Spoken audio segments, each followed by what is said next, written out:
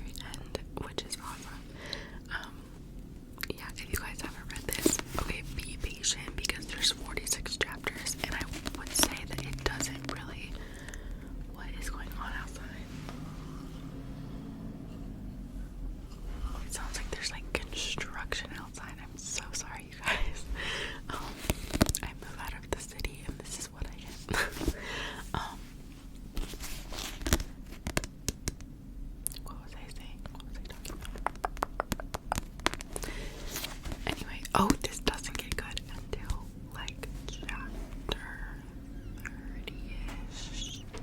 Yeah. Chapter like 32 is when it picks up speed, I would say. Sorry if that's like a spoiler. But I don't have much to say about this. I'm sure that I will make a ramble video about this soon. Probably when I finish the entire series, maybe, or maybe when I finish the second book. But yeah, I really don't have much to say. I just like holding this because look how pretty this cover is. All of her covers are so pretty.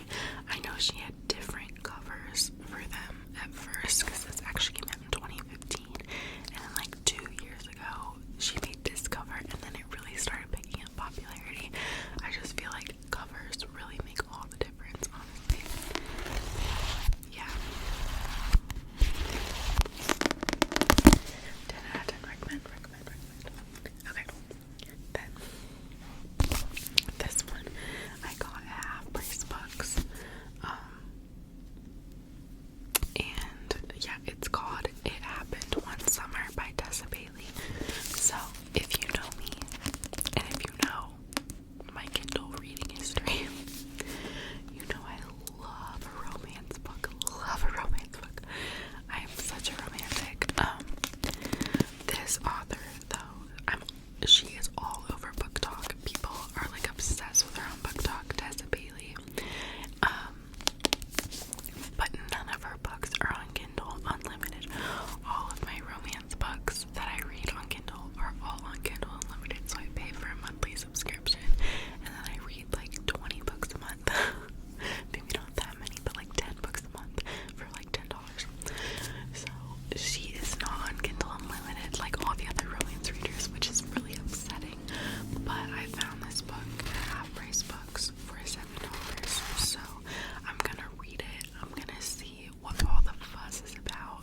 We're gonna see if Tessa Bailey is worth it. We'll see if she's worth it. I'll let you guys know. But yeah, this is like rom-com kind of book style, which I love. These are considered, if you're a Book Talk girly, you already know what I'm talking about, but this is considered an HEA, happily ever after book. So you like, it's guaranteed to have a happy ending. It's very like rom-com-ish, but like with a little spice. So yeah. But okay, see somewhere on the back, this is so funny. She says books by Tessa Bailey are an insta buy for me. So I just feel like I gotta be honest, the plot of this one doesn't really interest me, but like I've just heard she's a really good writer, so I'm taking my chances. But I also feel like the best writers have like the worst plots sometimes, and the worst writers have the best plots.